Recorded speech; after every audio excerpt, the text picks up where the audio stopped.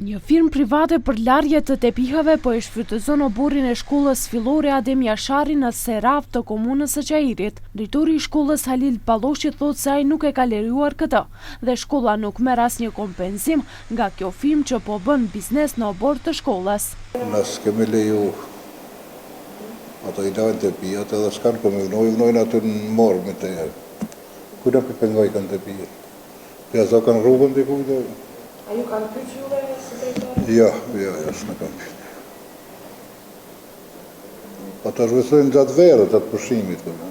Pronarët e kësaj firme nuk deshën të prononcohen para kamerave dhe pasi panë se po xhirojmë, ata lëshuan vendin e punës. Siç mund ta shihni, pas meje janë duke u terr tepihat.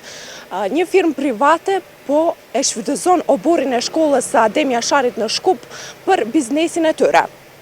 Edhe në oborrin e shkollës Ismail Qemali në Çajir njësoj po bëhet biznes. Aty është hapur një lulishte për të cilën drejtori i shkollës Kadria Gushi thotë se e ka lejuar dhe apësira e shkollës është dhënë në koncesion. Ata e rrinë si qërëzin në shkollën tonë. Kanë në koncesion, atë e mbajnë oborrin e shkollës edhe bëhet lulishte, nuk bëhet bërllok si po bëhet, po ngel lulishte.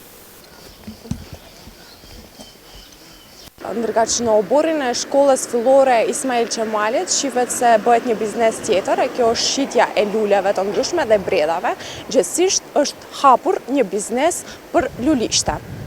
Komuna Çajiri, e cila kanë në kompetencë shkollat fillore Ismail Qemali dhe Adem Jashari, nuk ishte e kapshme për të komentuar lulëzimin e bizneseve në oborret e shkollave.